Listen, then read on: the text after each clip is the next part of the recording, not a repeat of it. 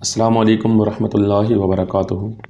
حضرات، اللہ تبارک و تعالیٰ کی شان بڑی عرفہ و اعلیٰ ہے، اور ہمارا یہ عقیدہ ہے کہ اللہ تبارک و تعالیٰ جسم و جسمانیات سے پاک ہے۔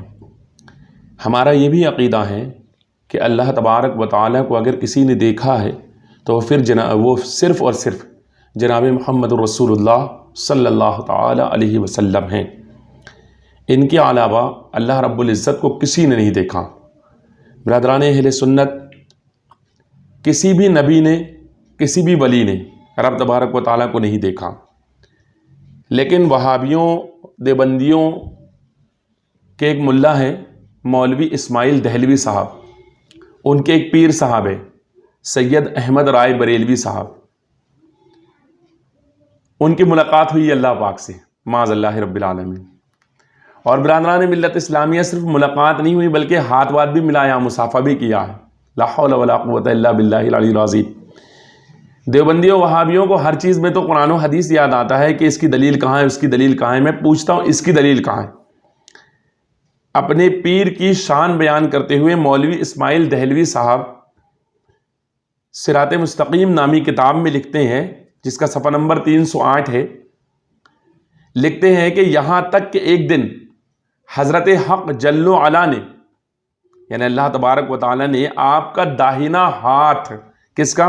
سید احمد رائے بریلی کا، کہ آپ کا داہنا ہاتھ خاص اپنے دست قدرت میں پکڑ لیا، ایسے مصافحہ ہو گیا، اور کوئی چیز امور قدسیہ سے جو کہ نہایت رفیع اور بدی تھی آپ کے سامنے کر کے فرمایا کہ ہم نے تجھے ایسی چیز عنایت کی ہے اور چیزیں بھی عطا کریں گے۔ برادران ملت اسلامیہ، رب تبارک و تعالیٰ سے عرض کرنے والے موسیٰ کلیم اللہ علیہ السلام نے کہا تھا مولا میں تجھے دیکھنا چاہتا ہوں، تو رب تبارک و تعالیٰ نے ارشاد فرمایا تھا کہ تو مجھے نہ دیکھ سکے گا۔ تو موسیٰ علیہ السلام تو نہ دیکھ سکے، اور جب ذرا سی تجلی ہی کا دیدار کیا تو غش کھا کر گر گئے۔ لیکن دیوبندیوں وہابیوں کے پیشوا اپنے پیر کے بارے میں لکھتے ہیں کہ انہوں نے تو ڈائریکٹ ہاتھ ہی پکڑ لیا اللہ کا، اور اللہ تبارک و تعالیٰ نے ہاتھ پکڑ کر کے ان کو بتایا کچھ چیزیں، اور کہا کہ یہ تجھے دے دی ہے اور بھی عطا کریں گے۔ پہلی بات میں پوچھنا چاہتا ہوں کہ اللہ تبارک و تعالیٰ ہاتھ سے پاک ہے، کسی غیر نبی کا یا کسی مخلوق کا ہاتھ اللہ رب العزت پکڑ سکتا ہے؟ اگر یہ پکڑ سکتا ہے تو کہاں لکھا ہے قرآن و حدیث میں؟ ایک چیز۔ دوسری بات یہ پوچھنا چاہتا ہوں کہ یہ احمد رائے بریلوی صاحب کی ملاقات کہاں پر ہوئی تھی اللہ پاک سے؟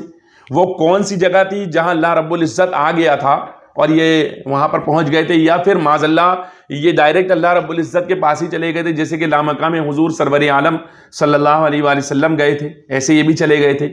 تو کیا نبی پاک صلی اللہ علیہ وآلہ وسلم کے علاوہ بھی کوئی وہاں تک جا سکتا ہے؟ وہاں تو جبریل کی بھی رسائی نہیں ہے، وہاں پر یہ تو نہیں گئے ہوں گے۔ تو پھر یا تو اللہ تبارک و تعالیٰ آیا، ان سے ملاقات کری اور ان کو بتایا ہاتھ پکڑ کر کے کہ دیکھ یہ فلاں فلاں کام کروں گا، جسے بیٹا آپ کو بتاتا ہے معاذ اللہ، یا پھر کیا ہوا تھا؟ کیسے مطلب ان کی اللہ پاک سے ملاقات ہوئی؟ کس جگہ پر ملاقات ہوئی؟ کہاں پر ملاقات ہوئی؟